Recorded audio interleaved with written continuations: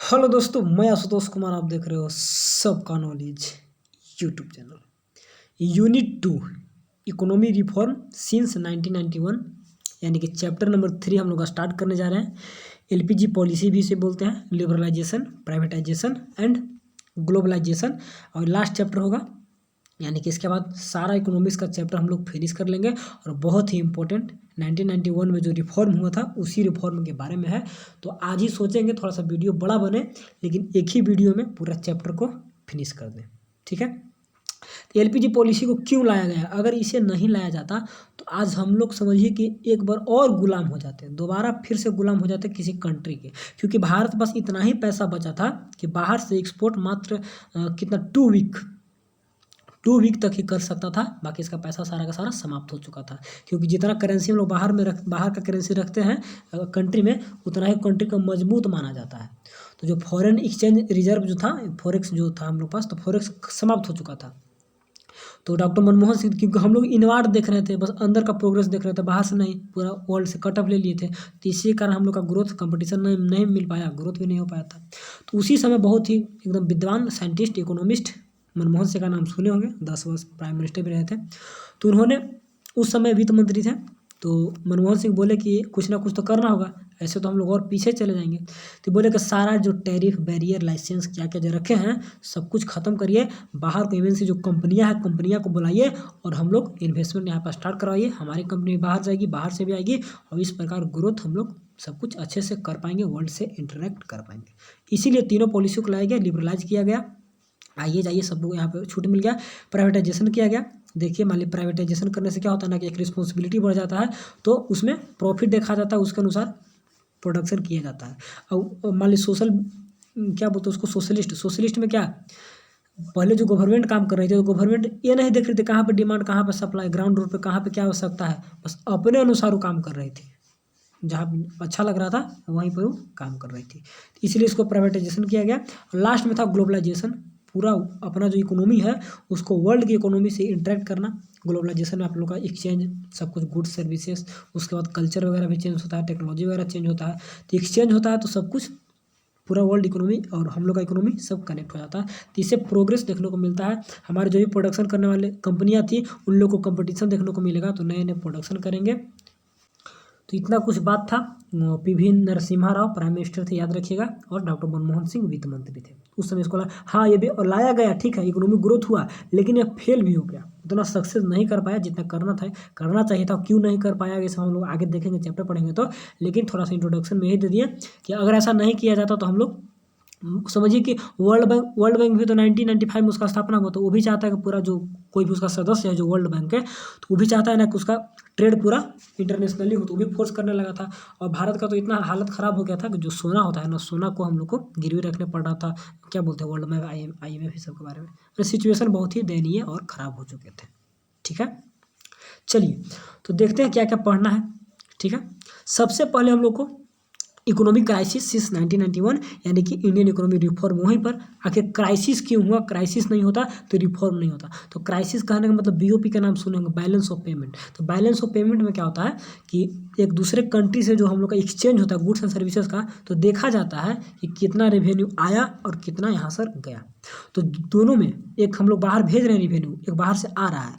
तो अगर बाहर भेज रहे गुड्स मतलब प्रोडक्शन किए, ठीक, यानी कि हम लोग का एक डिफिशिएंट फाइनेंसिंग होता है, टर्म है, यानी कि हम लोग बाहर यानी कि एक्सपोर्ट कुछ नहीं कर रहे थे, इंपोर्ट कर रहे थे। इंपोर्ट करने से क्या होता है कि पैसा हम लोग कंट्री का बाहर चला जाता, तो पैसा बाहर चले जाना, वह बाहर से कम आ रहा था, तो इस पे लोड किस पे पड़ा? कंट्री पे। सारा का सारा पैसा तो बाहर चला गया, बाहर से आ नहीं रहा, क्योंकि हम लोग प्रोडक्शन वगैरह यहाँ पर कर नहीं रहे। सब कुछ सामान, खाने के भी सामान हम लोग बाहर से मंगवाते थे, कंट्री में उतना हो नहीं पाता था। तो इसके लिए बीओपी क्राइसिस हो गया था, अच्छा से काम नहीं किया था। तो वही 1991 में रिफॉर्म लाया गया। तो क्यों लाया गया, एक यहाँ पर आपको डाटा थोड़ा सा देते हैं, देखिएगा। पहले इसको देख लेते उसके बाद डाटा को देंगे। तो बीओपी से पढ़िए, क्लास 12 में आगे पढ़ना तो डिटेल में उधर समझेंगे। Economic crisis in 1991 and Indian economic reform. Crisis हुआ 91 में, उसी के कारण हम लोग रिफॉर्म लाया गया था। क्यों रिफॉर्म?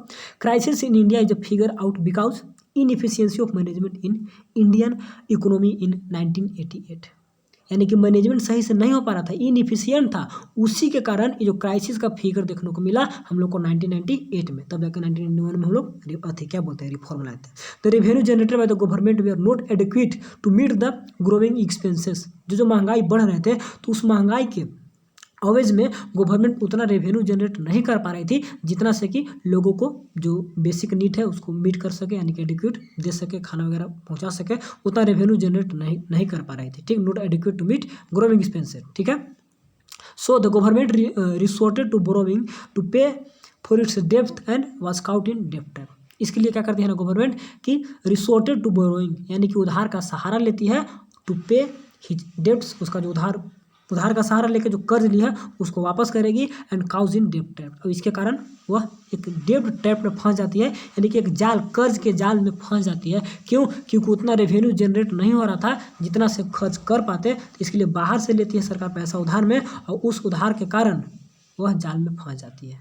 ठीक है, तो उधार लेकर उधार के जाल में फंस जाना। गवर्नमेंट कभी कभी आरबीआई से उधार लेती थी, कभी बाहर से उधार लेती थी, और फिर उसको रिटर्न करने के लिए भी उसको क्या करना, उतना रेवेन्यू जनरेट नहीं हो पाता, तो इसके कारण फंस जाते। आरबीआई की मान ली बोल दी 100 रुपये खर्चा हुआ, रेवेन्यू 90 रुपये जनरेट होता, 10 रुपये और क्या होंगे, 10 रुपये और बोलेगा आरबीआई को छाप के दे दीजिए, तो उससे क्या होता है, महंगाई बढ़ेगा ना, मार्केट में मनी, तो महंगाई बढ़ता था, तो उसके कारण अब आरबीआई को पैसा देना है, या फिर बाहर से पैसा लिए तो उसको भी देना है, तो उसके लिए भी यानी कि कंट्री में जो खर्च हो रहे हैं, अब मान ली 90 रेवेन्यू हुआ, 100 खर्च हुआ, तो 100 तो खर्च करना है। अब 10 रुपये आपका एक्स्ट्रा, तो 10 एक्स्ट्रा आप क्या करिए, कहीं ना कहीं से लोन लीजिएगा, और लोन लेने के कारण आप, क्योंकि आपको जो उधार हो गया तो उस उधार को, डेप्थ को पूरा करना है, तो उसके लिए आप बाहर से उधार लीजिएगा, तो कर्ज के जाल में फंस जाइएगा। तो ऐसा होता है, ऐसा सिचुएशन था। एक आपको डाटा यहाँ पे मैं देना चाहूँगा, और देखिए क्या है डाटा। देखिए बहुत ही इंपॉर्टेंट डाटा यहाँ पे आप लोग को दे रहे हैं, यहाँ से कुछ डाटा को समझिए, जैसे कि सारा का तो सारा समझना नहीं, कुछ याद भी रखिएगा तो अच्छा रहेगा। देखिए करंट अकाउंट डेफिसिट हो चुका था, जो माइनस में चला गया था, बैलेंस ऑफ पेमेंट, यानी जो बोले डेफिसिट यानी कि माइनस में चला गया करंट अकाउंट, यानी कि बाहर से पैसा आ नहीं रहा है, सब यहाँ बाहर चला गया, कितना, यानी कि 3.2 में निगेटिव में चला गया। ठीक ना, डेब्ट से रिपेमेंट रिसिप्ट भी बहुत कम हुआ। इसके बाद एक और डाटा यहाँ पे ध्यान देना है, इन्फ्लेशन, देखिए महंगाई 17% तक बढ़ चुका था, और साथ ही साथ जीडीपी का जो ग्रोथ था उस समय 0.4%, ये कोई ग्रोथ में ग्रोथ है, 0.4% तो एरर हो जाता है जीडीपी कैलकुलेट करने में। अब आज तो हम लोग जीडीपी समझिए कि 2008-10 में था, 2 डिजिट पार, मैंने 10% हो चुका था, आज तो 11-12% ग्रो कर गया होगा। तो बहुत ही क्राइसिस मैंने बहुत बेकार तरीका से हो चुका था, इसीलिए सारा रिफॉर्म वगैरह करना पड़ा। हमारे डेप्ट, अब उतना तो रेवेन्यू जनरेट हो नहीं रहा, खर्च तो करना है, तो खर्च करने के लिए कहीं ना कहीं से कर्ज लेगी, और कर्ज यानी पैसा उधार हो गया तो उधार को पेमेंट करने के लिए कहीं ना कहीं से बोरो लेके, बोरो के साथ बोरो जार में जो बताया फंस जाती थी। तो बहुत ही सिचुएशन खराब हो गया था। इसको डिटेल में पढ़िएगा, बुक वगैरह पढ़िएगा तो और नॉलेज होगा, या एक्स्ट्रा अलग से वीडियो वगैरह देख के पढ़िएगा तो और नॉलेज होगा। लेकिन मेरे पास जो है बताने का कोशिश करता हूँ, पूरा बताता हूँ। तो ये सब कारण थे, तो कारण तो बहुत सारे निकल जाएंगे, इस पर तो डिस्कस करने लगेंगे तो फिर वीडियो बहुत बड़े हो जाएंगे, चैप्टर कंप्लीट भी नहीं होगा। चलिए काउजेज ऑफ इकोनॉमिक क्राइसिस देख लीजिए, काउजेज बता दिए, फिर भी वही सब होगा, देख लेते हैं क्या क्या है एक बार लाइन बाय लाइन। एग्जाम में सब पूछता है काउजेज वगैरह, तो ऑब्जेक्टिव एग्जाम है तो कोई दिक्कत है नहीं, लेकिन फिर भी देख लीजिए। Continuous spending of development programme of the government did not generate additional revenue. जो लगातार खर्च कर रही थी सरकार, तो उतना रेवेन्यू, कोई भी प्रोग्राम जो गवर्नमेंट स्टार्ट कर रही थी तो उससे उतना रेवेन्यू जनरेट हो ही नहीं रहा था, तो रेवेन्यू जनरेट नहीं हो रहा था, दिक्कत है, पहला कारण हो गया। दूसरा यानी कि देखिए डेवलपमेंट प्रोग्राम कहने का मतलब कि गरीब के लिए कोई प्रोग्राम चालू करती है सरकार, या फिर वुमेंस के लिए करती है, या फिर कोई भी काम करती है जनता के लिए, तो उससे कोई रेवेन्यू जनरेट होना चाहिए, लेकिन रेवेन्यू जनरेट उतना नहीं होता था, तो इसके कारण क्राइसिस में चला गया था। ठीक है, तो खर्च बढ़ रहे थे, ठीक है, प्रोग्राम पे तो खर्च हो रहे थे, लेकिन did not generate additional revenue. चलिए, government was not able to generate sufficient fund from international sources such as taxation, और उतना टैक्सेशन वगैरह फंड जनरेट नहीं कर पाती थी। कहाँ से, क्या, इंटरनल सोर्सेज, अंदर का जो सोर्स था वहाँ से टैक्स वगैरह उतना नहीं ले पाके, और not able to generate sufficient fund, उतना फंड भी जनरेट नहीं कर पाती थी। फंड कैसे जनरेट करेगी, सारा का सारा तो प्राइवेट कंपनी को हटा दिए हैं, सारा तो काम खुद से कर रहे हैं। टैक्स कौन देती है, प्राइवेट कंपनी टैक्स देती है ज़्यादा ना, तो टैक्सेशन वगैरह तो मिल नहीं रहा था। Expenditure on area like social sector, ठीक है, सोशल सेक्टर, सामाजिक सेक्टर में, डिफेंस में, did not provide immediate returns. हमारे सोशल सेक्टर में आपका एजुकेशन भी आता है, एजुकेशन पे खर्च तो कर रही है लेकिन इमीडिएट रिटर्न नहीं देगी। ठीक है, डिफेंस में खर्च कर रहे हैं, तो डिफेंस में खर्च करने का मतलब ठीक है देश का सुरक्षा है, लेकिन तो रिटर्न में कुछ दे नहीं रहा है तत्काल में। तो ये सब के कारण so there was a need to utilise the rest of the revenue in highly effective manner which government fail to do so. ये सब के कारण सोचे कि रेवेन्यू जनरेट करेंगे, लेकिन हो नहीं पाया था। और साथ ही साथ मैनेज वगैरह कर रहा था, तो उतना मैनेज नहीं कर पा रही थी जितना रेवेन्यू इससे जनरेट हो रहा था। Need utilise the rest of need था, आवश्यकता था कि यूटिलाइज करिए, ठीक है, रेस्ट ऑफ रेवेन्यू, जो रेवेन्यू आपके पास है इन द हाईली इफेक्टिव, अच्छे से, जो कि गवर्नमेंट नहीं कर पा रही थी उतना अच्छे से उसका मैनेज, तो इसके कारण भी हो गया। साथ ही साथ क्या बोल रहा है, तो income from public sector undertaking PSU was not very high to meet growing expenditure. यहाँ से भी उतना इनकम नहीं आ रहा था, क्योंकि सारा का सारा आप अपने अंडर में रखिएगा तो कहाँ से इनकम आएगा। तो इसके कारण भी not very high to meet the growing expenditure, जो भी खर्च हो रहे थे उसको भी मीट नहीं कर पा रहा था। इसके बाद foreign exchange borrowing from the other country international financial institution के बारे में बताए थे। इसके कारण भी क्या हुआ था, was spend on the meeting consumption needs and make repayment on other loans. जो भी लोन ली थी उसके लिए वहाँ से बोरो लेती थी फॉरेन से, और साथ ही साथ कंजप्शन के लिए वहाँ से उधार वगैरह लेती थी, ठीक है। तो वहाँ से उधार लेके आप कंजप्शन वगैरह पर खर्च करें, इन्वेस्टमेंट वगैरह करिएगा तो ना कुछ फायदा होगा। तो ये सब कारण के कारण, यही सब रीजन के कारण जो भी बोलिए, तो क्राइसिस का मेन पॉइंट था। तो ये सब देख लीजिएगा कैसे कैसे डेवलपमेंट कुछ नहीं होता है, रेवेन्यू जनरेट नहीं हो रहे थे, सोशल सेक्टर में खर्च कर रहे हैं तो वहाँ से भी नहीं हो पा रहा था, ठीक है ना। तो ये सब फेल कर जाता है, मैनेजमेंट नहीं कर पाता है, और बाहर से भी जो पैसा लेता है तो सारा का सारा पैसा चला जाता है कंजप्शन वाले नीड्स में और रीपेमेंट लोन वगैरह को पेमेंट करने में, क्योंकि लोन तो लेगी RBI से लेगी या कहीं से कहीं लेगी तो उसको भी पेमेंट करना होगा, या कहीं से लोन भी लेगी तो लोन को पेमेंट करने के लिए बाहर से पैसा लेती थी, तो ये सब दिक्कत हो गया था, ठीक है। इसके बाद नीड फॉर इकोनॉमिक रिफॉर्म, तो आवश्यकता क्या हुआ कि हम लोग को इकोनॉमिक रिफॉर्म लाना पड़ा। उसके लिए क्या आवश्यकता था, the economic policy followed by the government up to 1990 fail in the many aspect. 1990 तक जो इकोनॉमिक पॉलिसी को एडॉप्ट किया गया था गवर्नमेंट द्वारा, तो फेल कर गया 1990 तक, क्योंकि इकोनॉमिक रिफॉर्म आया था। क्या landed the country in unprecedented economic crisis. इसके कारण अनप्रेसिडेंट इकोनॉमिक क्राइसिस, वैसा जो कि मतलब कि विश्वास न किया जा सकता था। The situation alarming the Indian foreign reserve was barely enough to pay 2 weeks of import. देखिए, जो फॉरेन क्या बोलते हैं रिजर्व था हम लोग का, बाहर का जो डॉलर वगैरह जो है, क्योंकि बाहर से आप सर्विस करिएगा एक्सपोर्ट इम्पोर्ट, तो बाहर में आपको पैसा नहीं देना होगा, रुपये नहीं देना होगा, वहाँ पे आपको डॉलर देना होगा, ठीक है। जो भी होता है ये डॉलर का साइन है, तो डॉलर देना होता है। तो डॉलर हम लोग जमा करके रखेंगे तब ना, तो हम लोग का फॉरेन रिजर्व है नहीं था, तो बाहर से भी नहीं मंगा पाते, तो मात्र 2 वीक का बचा हुआ था, उतना ही इम्पोर्ट कर पाते, तो ये भी दिक्कत था, ठीक। तो ज़रूरी था कि जब नहीं करेंगे तो फिर दूसरे कंट्री में चले जाएंगे। तो loans were not available, loans भी नहीं था। अब लोन्स भी नहीं दे रही थी कंपनियां वगैरह, लोन्स क्यों देगी, वो देख रहे कि आपका इकोनॉमी लॉस में जा रहा है, आप हमको रिटर्न नहीं कर पाइएगा, तो लोन्स भी नहीं मिल रहा था, ठीक है। NRI यहाँ पे नॉन रेसिडेंटल होता है इसका, where withdrawing large amount, इन लोग यहाँ से निकल रहा था सब।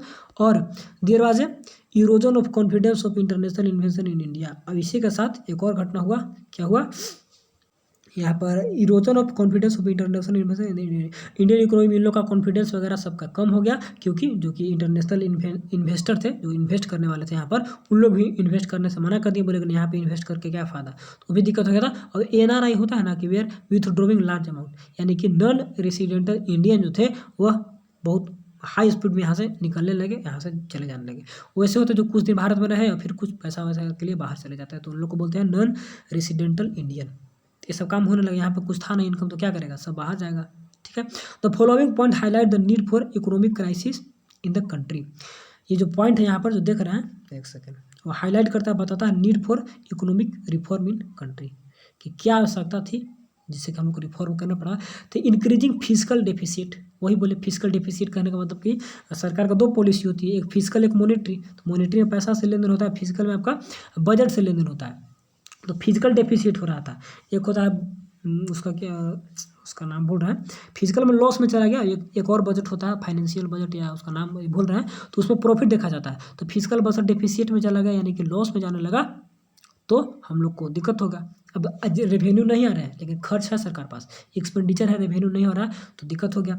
इसके कारण adverse balance of payment, BOP जो बोले, तो बैलेंस ऑफ पेमेंट सही से नहीं था, ठीक है ना। बाहर तो पैसा हम क्या बोलते हैं, एक्सपोर्ट कर नहीं रहे थे, इम्पोर्ट कर रहे थे, तो पैसा सब बाहर चला जा रहा था, ठीक है ना, बाहर से आ नहीं रहा था। फिर गल्फ क्राइसिस, देखिए भी एक एरिया है, वहाँ पर क्या बोलते हैं लड़ाई हो चुका था, तो वहाँ से पेट्रोल वगैरह उधर से आते थे, तो वहाँ पर कोई हमला कर दिया था, उसका नाम याद नहीं है, तो उसके कारण भी दिक्कत हो गया, पेट्रोल काफ़ी महंगे हो गए। तो भारत में पहले से ही कोई थे जो पेट्रोल वगैरह के जान रहे थे कि वहाँ पे होगा क्राइसिस, इसके लिए पहले से मंगवा लिए थे, तो इसमें उतना दिक्कत नहीं हुआ था, लेकिन फिर भी थोड़ा सा दिक्कत हो गया था गल्फ क्राइसिस के कारण। राइज इन प्राइसेस बढ़ने लगे, महंगाई होने लगे, वही बोले थे कि RBI पैसा मान ली 100 रुपया खर्च हुआ, 90 रुपया हमको खर्च कर दिया, क्या बोलते हैं 90 आया 100 खर्च कर दिया, 10 रुपया क्या करेंगे, 10 रुपया हमको एक्स्ट्रा RBI को बोलेंगे छापिए पैसा, तो पैसा छापेगा तो उससे महंगाई इन्फ्लेशन बढ़ता है, ठीक है ना। और लोन रिपेमेंट वगैरह कोई भी दिक्कत हो रहा तो कहीं ना कहीं से ले रही थी, फिर बाहर से उसको पेमेंट भी करना था, महंगाई भी बढ़ रहे थे, उस पर कर्ज भी हो रहा था, कर्ज के लिए बाहर से पैसा ले रहा था, तो कर्ज के जाल में फंस गया था, उस कंट्री में भी पूरा सिचुएशन एकदम दयनीय हो चुका था। High rate of deficient financing, वही deficient financing balance of payment का ही पार्ट है कि काफ़ी तेज़ी से घट रहा था, निगेटिव में जा रहा था, ठीक है ना। क्या निगेटिव में जा रहा था, वही पैसा रेवेन्यू बाहर से, यहाँ से मतलब सारा का सारा चला रहा था, बाहर से आ नहीं रहा था, रेवेन्यू जनरेट तो नहीं हो रहे थे। इतना कारण था, मेन रीजन था, पॉइंट था, ठीक है। इसके बाद emergence of NEP new education economic policy, तो उसका इमरजेंस क्या बोलते हैं, इमरजेंस हुआ यानी कि उदय हुआ, तो इसी के कारण हम लोग बच चुके हैं, नहीं बचते, वही लिबरलाइजेशन प्राइवेटाइजेशन आगे मिलेगा, ठीक है ना। प्राइवेटाइजेशन होगा, ग्लोबलाइजेशन होगा, ये सब ग्लोबलाइजेशन, तो यही सब आउटसोर्सिंग जो भी है, और थोड़ा सा ज़्यादा बड़ा बनेगा तो कल का दिन देख रहे हैं कितना ना, ठीक है ख़त्म कर देंगे, कोई दिक्कत नहीं, ज़्यादा दिक्कत नहीं है। चलिए, तो इसके बाद वर्ल्ड ट्रेड, जहाँ पे हम लोग थे, लिबरलाइजेशन तो बाद में आएंगे, पहले देख लेते हैं ऑब्जेक्टिव ऑफ लिबरलाइजेशन से पहले क्या था, emergence of new economic policy का इमरजेंस हुआ, उदय हुआ। देखिए इसमें क्या था, finally the India approaches the International Bank for Reconstruction and Development, popularly known as World Bank के पास गया, एंड इंटरनेशनल मॉनेटरी फंड, एक ब्रिटेन वुड्स कॉन्फ्रेंस था, उसी सम्मेलन में दोनों का गठन हुआ था, तो इन दोनों के पास जाता है, and received $7 million as a loan to manage the crisis, वहाँ से जाके इतना लोन लिया और लोन लेके क्राइसिस को मैनेज किया, ठीक। International agency expected India to liberate, तो इंटरनेशनल एजेंसी आशा करने लगा किसके लिए, कि India to liberate open up economy by removing restriction on the private sector and remove trade restriction between India and foreign country.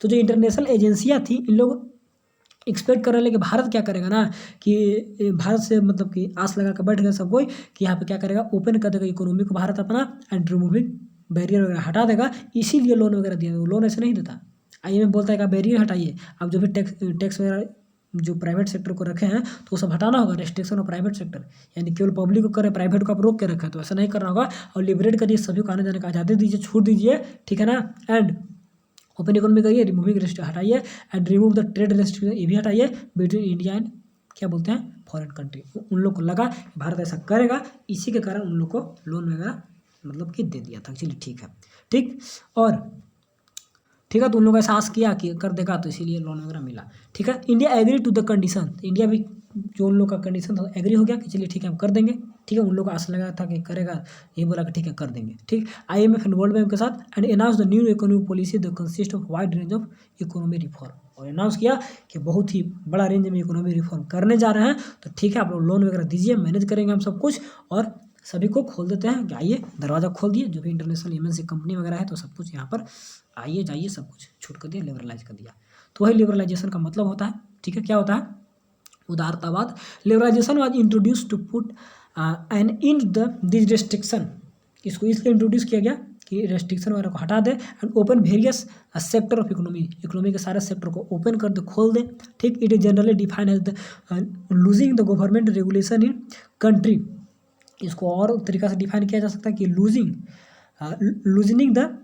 Of government regulation, जो government regulate कर रही थी वो लूज करेगी, छोड़ देगी, in a country to allow private sector company, allow कर देगी प्राइवेट सेक्टर कंपनी, अलाउ आइए आप लोग टू ऑपरेट बिजनेस ट्रांजेक्शन, हम अपना रेगुलेशन को कम करेंगे, ठीक, लूज करेंगे, आप लोग आइए बिजनेस वगैरह ऑपरेट करिए विद द फ्यूअर रेस्ट्रिक्शन, कुछ रेस्ट्रिक्शन हल्का फुल्का रहेगा, बाकी आप लोग के लिए हम लोग अलाउ करते हैं, पूर्ण रूप से छूट करते हैं, ठीक। In the relation to developing country, this refers to opening of economic border for multinational and foreign investment. तो क्या बोल रहा है कि in relation to developing country, this refers to developing country के संदर्भ में देखा जाए तो इसका मतलब यह होता है opening of economic border for multinational and investment, foreign investment, ये सब के लिए खोल दिया दरवाज़ा कि आइए और ये सब करिए, तो यही होता है लिबरलाइजेशन का मतलब, ठीक है ना। पूर्ण रूप से खोल, केवल आप ही लोग मत आइए, हम भी जा सकते हैं बाहर, ऐसा हो गया था, ठीक। ऑब्जेक्टिव ऑफ लिबरलाइजेशन के उद्देश्य क्या थे, पहला था increase the competition among domestic industry, अब जो भी यहाँ पे हो रहा है तो उसके लिए, ठीक है, पहला। दूसरा क्या था, इंक्रीज द कंपटीशन एमंग मतलब हम लोग का इंडस्ट्री में कंपटीशन बढ़ाना। Increase the foreign capital formation, एक कैपिटल फॉर्मेशन बिल्डिंग वगैरह बनाना, तो यहाँ पे फॉरेन बिल्डिंग, ठीक है ना, एंड टेक्नोलॉजी, बाहर का बिल्डिंग, बाहर का टेक्नोलॉजी वगैरह इंक्रीज किया जाए, हमारे अंदर इन्वेस्टमेंट करे, उससे पैसा जनरेट हो। कैसे? बाहर की कंपनी आएगी तो बाहर की कंपनी तो रुपीज़ लेके आएगी नहीं, डॉलर वगैरह लेकर आएगी, तो डॉलर यहाँ पर देगी बैंक में, वहाँ से बैंक को डॉलर बोले हम रुपया दीजिए, तो उतना रुपया फिर लगाएगी, इन्वेस्टमेंट करेगी, तो डॉलर भी आएगा और मार्केट में रुपया भी बढ़ेगा, ठीक है ना, तो दोनों काम हो जाएगा। टू इंक्रीज द डेब्ट burden of economy, so decrease होगा ना, डिक्रीज जो उधार कर्ज का जो बर्डन हो गया था, तो उसको कम करने के लिए, कर्ज ले रही थी बैंक वगैरह से आरबीआई सबसे, तो वो सभी कम करने के लिए लिबरलाइज किया गया कि बाहर से पैसा आएंगे तो कर्ज हम लोग का कम होगा, ठीक है ना, कर्ज भर पाएंगे हम सब कुछ। इसके बाद to encourage the export and import of goods and service का इम्पोर्ट एक्सपोर्ट के लिए इनकरेज बढ़ावा दीजिए, प्रोत्साहन दीजिए। And to expand the size of market, अब मार्केट के साइज को बढ़ाने के लिए भी पूरा वर्ल्ड के मार्केट से एकदम इंटर कर दी। इकोनॉमी रिफॉर्म अंडर लिबरलाइजेशन, क्या क्या हुआ रिफॉर्म आगे देखेंगे। तो इतना कुछ था घटना, एक सेकेंड, इतना कुछ घटना था, यहाँ से कोई दिक्कत होना नहीं चाहिए, कोई दिक्कत होगा तो बोलिएगा, ठीक है ना। और वर्ल्ड बैंक एंड IMF, देखिए यहाँ पर कभी कभी बहुत सारे स्टूडेंट कन्फ्यूजन होता है कि दोनों है, वर्ल्ड बैंक एंड IMF, दोनों से क्या अंतर है दोनों में। देखिए दोनों फाइनेंशियल वर्क के लिए सब जो भी इसके अंदर में जितने भी कंट्री आता है तो सबको पैसा ही देता है, सपोर्ट करता है। लेकिन 1944 में एक कॉन्फ्रेंस हुआ था, ब्रिटेन वुड्स कॉन्फ्रेंस, उसी का नाम से आता है ब्रिटेन वुड्स, तो उसमें हुआ था। लेकिन IMF का काम है ना कि स्मॉल लेवल पे इन्वेस्टमेंट के लिए, आपको छोटा मान लीजिए कुछ दिन के लिए महंगाई हो गया तो ले लीजिए, कुछ छोटा सा काम करना तो ले लीजिए, लेकिन ये बड़ा काम के लिए पैसा देता है, छोटा काम के लिए पैसा देता है। आपको बड़ा में कैनाल वगैरह, रोड वगैरह, रेलवे तो ये देगा, छोटा कुछ घटना घट गया, नेचुरल कैलामिटी आ गई, कुछ लॉस हो गया, तो शॉर्ट टर्म इन्वेस्टमेंट के लिए देता है, लॉन्ग टर्म के लिए देता है। तो एक अच्छा सा बात है, इसको बता दी, इसको माइंड में रखिएगा, ठीक है। 1944 में दोनों का शायद कॉन्फ्रेंस हुआ था, 1944 में, गठन 45-46 के बाद से स्टार्ट हुआ था। तो डेट वगैरह नहीं है, दोनों में डिफरेंस जो मेन था, लिबरलाइज किया, लिबरलाइजेशन ऑब्जेक्टिव देख लिए। अब इकोनॉमी रिफॉर्म अंडर लिबरलाइजेशन, अब लिबरलाइजेशन के अंदर में क्या क्या आर्थिक सुधार हुए तो उसके बारे में देखेंगे, ठीक है। Financial sector reform, tax reform, foreign exchange reform and trade investment and reform policy, उसके बाद प्राइवेटाइजेशन खत्म हो जाएगा। तो ये लिबरलाइजेशन है, तो देख लेते हैं कहाँ थे हम लोग। चलिए इकोनॉमी रिफॉर्म, ठीक है। डीरेगुलेशन ऑफ इंडस्ट्रियल सेक्टर को डीरेगुलेशन करना, डीरेगुलेशन करने का मतलब अपने हाथ से बाहर निकालना, रेगुलेशन में कंट्रोल में रखना, और डीरेगुलेशन कंट्रोल से, नियंत्रण से बाहर कर देना, इंडस्ट्रियल सेक्टर को बाहर कर दी जो अपने हाथ में रखी थी सरकार। In India the following step were taken to deregulate the industrial sector, अब डीरेगुलेट करने के लिए कुछ कुछ यहाँ पर स्टेप लिए गए हैं, तो सारे स्टेप को देखिए क्या गया। पहला क्या है, एबोल्यूशन ऑफ इंडस्ट्रियल लाइसेंस, क्या है, गवर्नमेंट, जो इंडस्ट्रियल लाइसेंसिंग गवर्नमेंट, तो जो सरकार कहती थी कि कोई भी काम करना था आपको लाइसेंस लेना होगा, तो उससे क्या होता था ना कि कोई प्राइवेट या इंडिविजुअल कुछ कंपनी वगैरह कुछ खोलना चाहता है तो उसको लाइसेंस लेने का बहुत लफड़ा पड़ता था, लाइसेंसिंग के लिए दौड़ते रहिए 4 मंथ 6 मंथ, ठीक है ना, नहीं होगा, घूस देना होगा, क्या पर भ्रष्टाचार वगैरह भी बढ़ गया था बहुत ज़्यादा। क्या बोलते हैं, गवर्नमेंट के जितने ऑफिसर वगैरह थे पैसा वगैरह ज़्यादा लेते थे, सरकार के हाथ में कंट्रोल था, तो सबसे पहले लाइसेंसिंग हटा दिया, बोला कि नहीं चलिए जो आपको काम करना खुद से करिए, कुछ कुछ में रखा था, लाइसेंस रखा था। लाइसेंसिंग रिक्वायरमेमेंट ऑफ ऑल इंडस्ट्री, ये सबको छोड़ दिया था। एक second, abolish the licensing requirement of all industry, सभी को एक्सेप्ट, एबोलिश कहते हैं छोड़, किसको, 5 इंडस्ट्री, याद रखिए कौन कौन पूछता है, लिक्विड शराब वगैरह को, लिकर बोलते हैं इसको, सिगरेट में सब ये हो गया। इसके बाद डिफेंस इक्विपमेंट आज भी है, इसके बाद एक्सप्लोजन वगैरह जो बम बारूद बनाता है, उसके बाद डेंजरस केमिकल कुछ बनाता है उसमें, एंड क्या है, फार्मास्यूटिकल्स जो दवा वगैरह बनाती है, तो वो सब कंपनी, ठीक है ना, फार्मास्यूटिकल्स। ये सब 5 को छोड़कर बाकी सब में लाइसेंसिंग हटा दिया, ये 5 में लाइसेंस रखा था कि कोई नहीं बना सकता, बम बारूद कोई नहीं ना बनाएगा, तो इस टाइप से, ठीक है, नशा का सामान तो कोई नहीं बनाएगा, ठीक है, इतना कुछ दवा वगैरह सब कुछ, ये 5 को पे आपको क्या किया, लाइसेंस रखा, बाकी पे एबोलिश कर दिया। दूसरा काम क्या, central contraction of public sector, यहाँ पर क्या है कि पब्लिक सेक्टर कॉन्ट्रैक्ट यानी कम किया, कॉन्ट्रैक्ट में क्या सिकुड़ना होता है, तो पब्लिक सेक्टर जितने भी थे गवर्नमेंट के कंट्रोल में सारे को कम किया। The number of industry reserve for public was reduce to 17 to 8, याद है कि 17 जो शेड्यूल 1 में देखे थे 17 थे, उसको 8 कर दिया। Presently there were 3 industry reserve for, क्या है, पब्लिक सेक्टर के लिए मात्र 3 ही आज का रिजर्व में है, जो कि रेलवे है, एटॉमिक है और डिफेंस में धीरे धीरे हटा ही दिया है, 2 ही मेन है, रेलवे और एटॉमिक, बाकी डिफेंस तो मान लिया अभी ले आया है, क्या बोलते हैं, अग्निवीर तो प्राइवेट ही धीरे धीरे कर रहा है इसमें। तो सोचिए कि कितना यहाँ पर मतलब दिक्कत हो गया था कि डिफेंस ऐसे सेक्टर को लिबरलाइज करने पड़ रहा था, यानी कितना सिचुएशन खराब हो चुका था। इसके बाद D reservation of production area को डी रिजर्व यहाँ पर किया, क्योंकि कुछ एरिया रिजर्व था पहले से, कितना ही एरिया में प्रोडक्शन होगा, अब उसको हटा दिया। तो प्रोडक्शन एरिया वेयर क्या है, early reserve for SSI, were dereserve, जो SSI थे स्मॉल स्केल इंडस्ट्री के जो रिजर्व थे, अब उसको क्या कर दिया, डी रिजर्व कर दिया कि आप कहीं प्रोडक्शन वगैरह कर सकते हैं।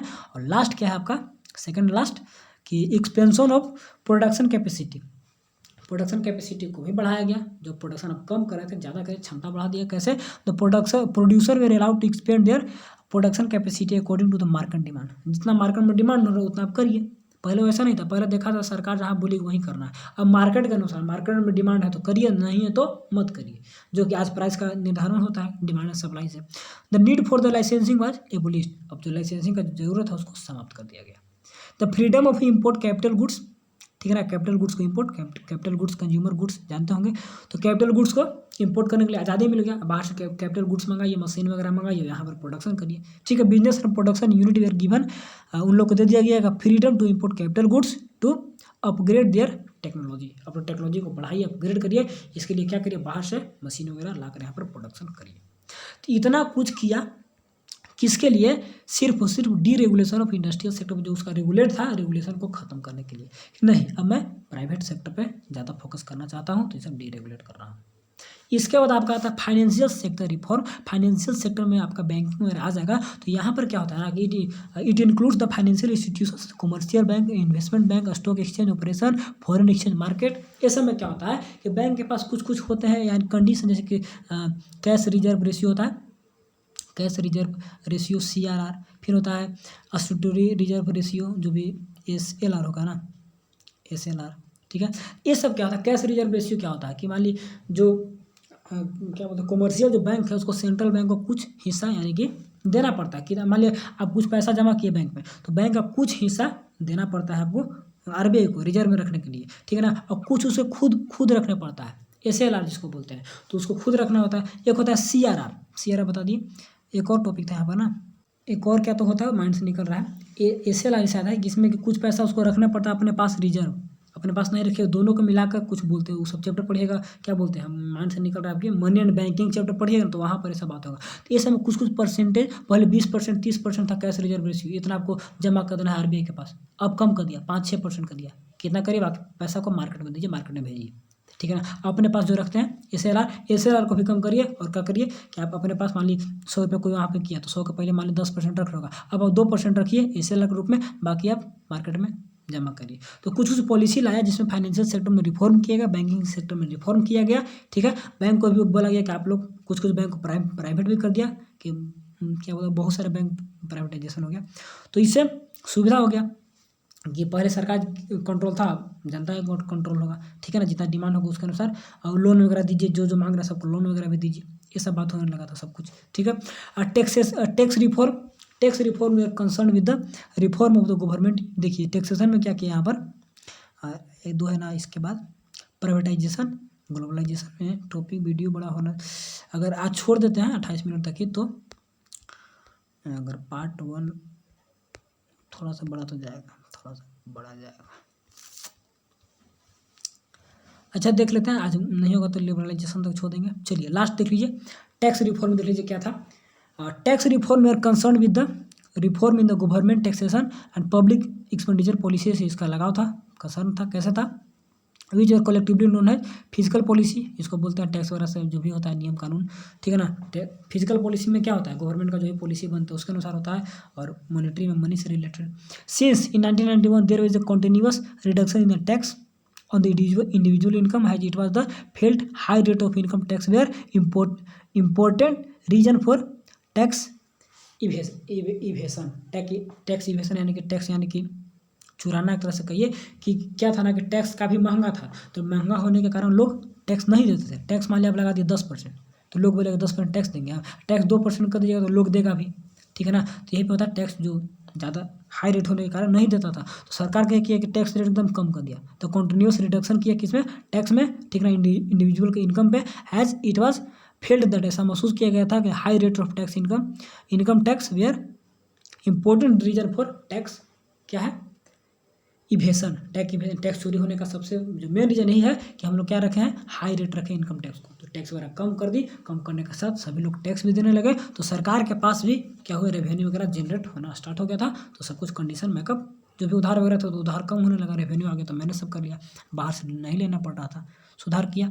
ठीक है, टैक्स के बाद क्या था, टैक्स के बाद आपको फॉरेन एक्सचेंज रिफॉर्म, और उसके बाद trade investment reform. Foreign exchange reform जो बताए थे कि include the foreign relation with foreign exchange, foreign trade, वही बीओपी, बैलेंस ऑफ पेमेंट, कितना ट्रेड हो रहा उधर से हुआ, कितना इधर से हुआ, उसमें भी सुधार किया। और लास्ट में trade investment policy liberalisation of the trade investment क्या regime was initiated to increase the international competitive industry and also foreign investment technology into the economy। यहाँ पर क्या किया सरकार की, तो इस रिफॉर्म से क्या हुआ था कि इन्वेस्टमेंट किया कि इंटरनेशनल कंपटीशन बढ़ा था, ऐसा रिफॉर्म किया जिसमें कि industrial for the production also foreign investment and technology into the economy. Economy में नए नए इन्वेस्टमेंट आएगा, फॉरेन इन्वेस्टमेंट और टेक्नोलॉजी आएगा, तो कंपटीशन बढ़ेगा, तो हमने अब अपने आप में सुधार करेंगे। तो इस टाइप से सबको छूट दिया। ठीक है, फॉरेन एक्सचेंज रिफॉर्म जो बैलेंस ऑफ पेमेंट में था कि दोनों कर से बराबर किया जाए, कभी ज़्यादा कभी कम, एक्सपोर्ट इम्पोर्ट सब कुछ कीजिए। ठीक है ना, तो ये सब रिफॉर्म लाया।